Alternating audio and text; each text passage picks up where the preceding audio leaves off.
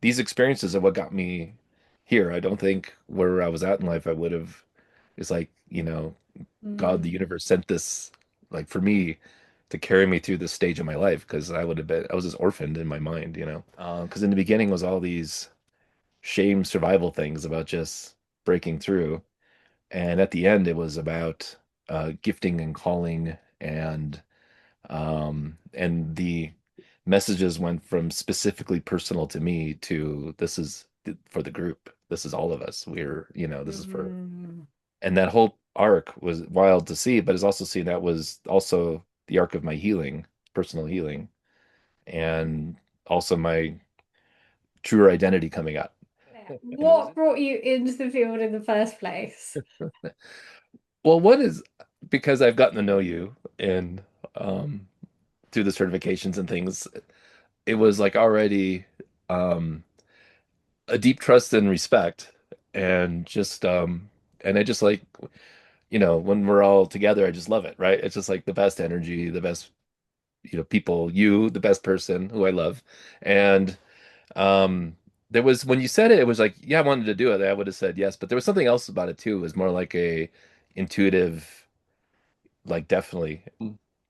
And so, yeah, and I remember the very first week of the miracles, the meditations, and then I started typing them um, when we got into them, and I just remember that there's something foundational about them where it was, you could tell right away something was being built, and that the people on that call were all part of building something, and you could just feel it, Yeah. and there wasn't any declaration that we're going to do that. It was just what was happening, and I remember that specifically. And that's where it just like I just started locking into the whole thing. Like it became my priority actually was those calls. Remember the very first week of the miracles, the meditations. I remember the first one I was writing in my journal. My writing was so sloppy I couldn't read it. But I do remember those meditations, and then I started typing them um, when we got into them. And I just remember that there's something foundational about them where it was, you could tell right away something was being built, and that the people on that call were all part of building something, and you could just feel it. Yeah. And there wasn't any declaration that we're going to do that. It was just what was happening, and I remember that specifically. And that's where it just like I just started locking into the whole thing. Like it became my priority actually was those calls. Okay, so tell us a little bit then about tell us a little bit about where you were.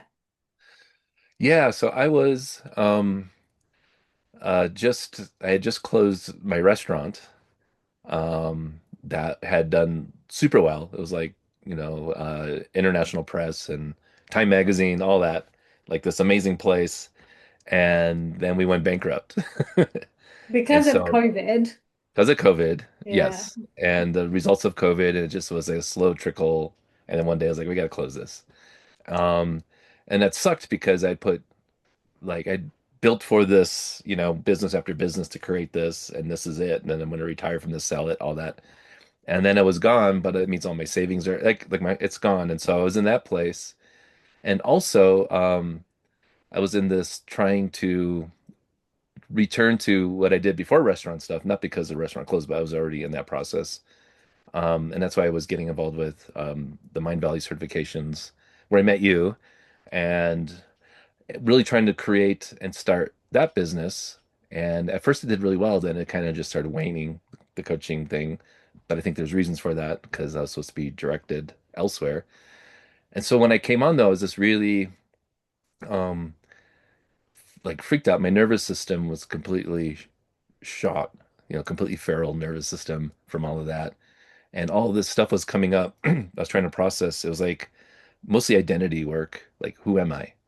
Mm. And in that, it was like I was realizing, oh man, I'm blocking out whole periods of my life because of shame. I'm blocking out who I am because I'm in survival mode and just not wanting to let anybody in and all these fears. And so that's where I was, and and trying to start something new. But in order to do what I needed to do this, I had to allow my true identity to emerge. this whole thing was, who are we beyond the mind, beyond the stories Right. of, the mind stories of who we are and this and that and the other. Who are we beyond that? And then how do we begin to create from that place? I remember when I met you, it's like, oh yeah, 100% this guy is like has something in him that is literally meant to like change humanity in some way. And as so many people, like all of us really, like you couldn't see that. Do you want to talk a little bit about your experience with that? No, it was weird because it was like I was also insecure. I remember we because we would read back what we got out of the meditation, what we wrote, and then I would just read whatever, and then I would see like Tahira crying or you know Kaya or even John just like deeply emotional, and I was like, oh, what's going on with them? And it was because I read something, and after a while, it took me. I was like, oh, and then I would go back and reread all the time, and then I would cry. So. But there's just something in that space because, we're in that deep meditative space and what's coming through, it just comes through. And it almost comes through. In the beginning, it was trickling, and at the end of the calls, it was like a fire hose. Actually, before this, I actually went back and reread a lot of stuff. Um, and I got really emotional, and I could see like where I was actually. That's like, oh, I was there, but this is actually these experiences are what got me here. I don't think where I was at in life I would have. It's like, God, the Mm, universe sent this like for me to carry me through this stage of my life because I was just orphaned in my mind. So it's mm, really, really beautiful. But then I threw everything into ChatGPT and I asked, is there a progression here? And it was like a very clear arc that I didn't quite pick up on. Because in the beginning was all these shame survival things about just breaking through. And at the end, it was about gifting and calling, and the messages went from specifically personal to me to this is for the group. This is all of us. This is for, mm. and that whole arc was wild to see, but it's also see that was also the arc of my healing, personal healing, and also my truer identity coming out. And it was in there, and it was just fascinating to watch that or to see Were that. there any like pivotal moments that you remember, or um, I don't know, like particular calls where you could really feel or knew that something had kind of Yeah. broken through, or Well, there's a couple. One I remember, and there's even someone took a screenshot of that, and I have it somewhere. But it was when I was living on my land in Mexico, and the sun was coming up behind me, but I'm just reading my thing, and I remember the message was specifically about like burying the old and the news emerging, almost like Phoenix-like. I don't remember if that was a terminology, but all I remember as that was happening, the sun was coming up, and there's these giant cactus behind me, and this thing, and I'm this in this silhouette. And it's the same thing when I looked up, everybody's just kind of like eyes are this big because um one that was a profound moment. Like I was having a breakthrough, but at the same time, this thing's happening behind me that I'm not even witnessing, but everybody else yeah, on the call is, and it's symbolic of exactly what I was saying, almost like we planned it that way. But I yeah. remember that was a really powerful moment. Noticed during that whole season that I think because it's getting up god awful early because it was U.S. time zone, for me it was super early. And I loved it. So but basically, I was getting up, and the way my day was starting was in the field, in this deep, beautiful meditation with this stuff coming out. And then I realized that the rest of my day, I was just in this awareness. I had a different awareness.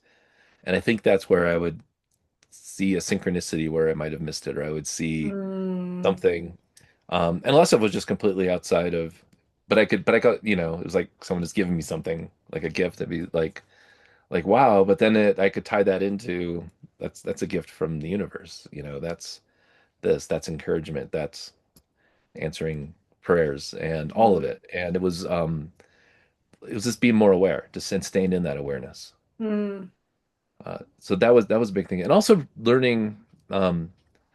What I liked is like from all the coaching certifications, we talked a lot about and learned a lot about your nervous system and neuroscience and all that, and how you can change that, and how you just make it more aware of things. And I just learned that this nervous system safety was greatly enhanced in the field, Mm. and the ability to be way more aware of yourself and your own system and your own thoughts and all the things that we're trying to do and help people. That was really just amplified in the field. Just those abilities and that learning.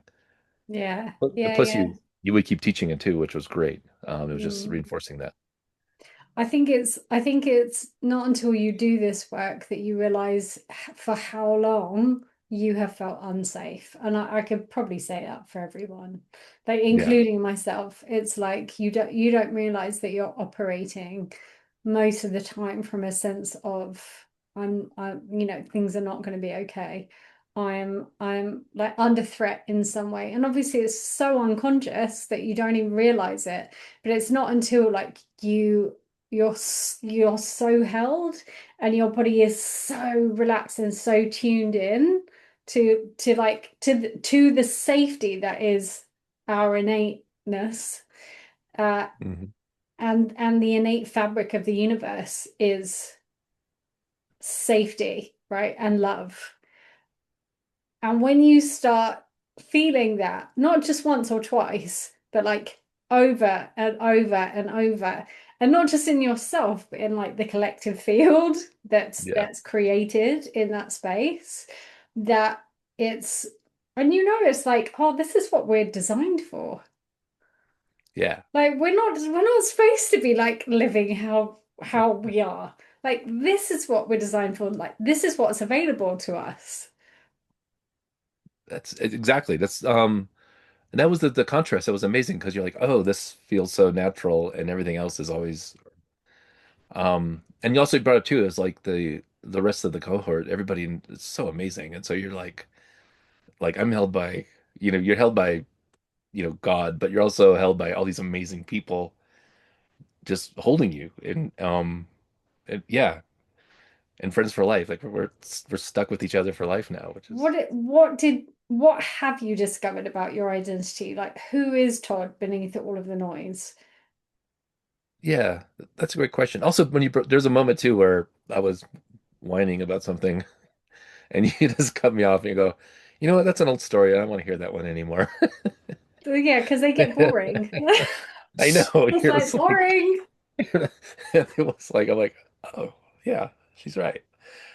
No, well, when I came in, I was in this complete, like I mentioned earlier. I mean, I was just broken because of, you know, with the cafe closing, um, it was just a lot of like feet, like I suck, basically. I must suck so bad because of this. And then it was going back to before that, I used to be a pastor, and I had left that, and I was shutting that part of my life down. And so I'm in this place where, I want to do coaching because I want to help people. And then but just in a very small, everything was just small. It was kind of like this all the time, and like really good at hiding. Like my superpower was hiding. I could hide, just hide and deflect, hide and deflect. And what was wanting to emerge was my identity was like, um, it goes back to a pastor, it goes to the restaurant, to all that. It's like I'm supposed to, um, that I think God has a message, or the universe has a message for people about love and restoration and beauty and all those things. And I'm supposed to let people know what that message is. And that took me really long. I'm getting emotional because I still freak out when I say stuff like that because I don't take that lightly. But um and in the field, everybody else saw it but me, you know. And then so I put up the shame wall so I don't have to look at that, or I have to put up the fear wall or the smallness or the circumstance wall, whatever. Hmm. Um, or even the false humility wall, all of it. But that's just what I'm supposed to do. And I realized that it was like also I've also been seeing that like randomly all every like where I live people just come and they're expecting that from me, and I didn't realize that till later, like they know something's going to come through. Yeah, yeah. um so that's where it is now. And then now I'm not like I quit stressing about money and stuff like that because it just shows up. It just does, so don't worry about it. And also and just seeing like a shift too where it's like, yeah, even doing those certifications and the coaching, it's like a kind of a rebirth of what I was doing before. But now it's like where I'm at, it's like all of those experiences and all those versions of myself, instead of shutting one down and moving to the next, like integrating all of that into one person, um, taking all those lessons and taking all those gifts and letting it just be and being cool with it. Mm, So that's where I'm at. Yeah, yeah. yeah, and it led into like this, but also I started writing, and I did my Substack was blowing up, which is great. And I'm writing a book, and it all came from the field. All these, it just flowed out, and the field itself is the protagonist of the book. When you start thinking about like where we come from, it's like this the source of all creation. And yet we believe this idea that we're small and unworthy. It's just like it doesn't even make sense. Yeah. So it requires so much humility to put the ego aside to accept and receive what we're meant for, what we're here to steward, what we're here to create. And I love that it brings tears to your eyes because like that's when you know that it actually like this actually means something. Like how beautiful that what you would want to create is the thing that brings tears to your eyes. Exactly. Like, It should be that way. duh. Like, duh. To read it. And you've just got like the coolest role position as well. Actually, that's part of the field journey too. So out here, there's this author named Chip Connolly who's spoken at Mind Valley a few times, I guess. And he has a ranch out here where people come for it's like a wisdom school. So it's called the Modern Elder Academy. And I've been wanting to get connected out there for like a year and a half. And I wanted to connect with Chip. And I remember I even telling you that. And then like I Yeah, met yeah, him like yeah. that night at dinner. It's Yeah. like, oh, hi Chip. And I got a free tour. And that was like over a year ago. And then just wanting to get in, but long story short, went through a process, and it was all these really synchronistic things. Like the co-founder, one day I was having drinks with her, and I didn't know who she was, and we were having so much fun. And then I found out, I was like, oh, I'm trying to get a job there, that kind of thing. And so, long story short, they offered me a position facilitating these retreats, and I'm really excited about it because I get to do hiking and horseback riding and talk about uh, transitions and transformations. And they also bring in really amazing authors out there. Like Liz Gilbert was out there a couple of weeks ago, and Alan Brooks was there when I was there. So just really cool stuff. So I'm excited. Yes, yes, yes. Very excited. So, I mean, yeah, just but it's like we were saying earlier, it's a match, right? It's just a Yeah, match. it's a It's match. like it's exactly where you're supposed to be.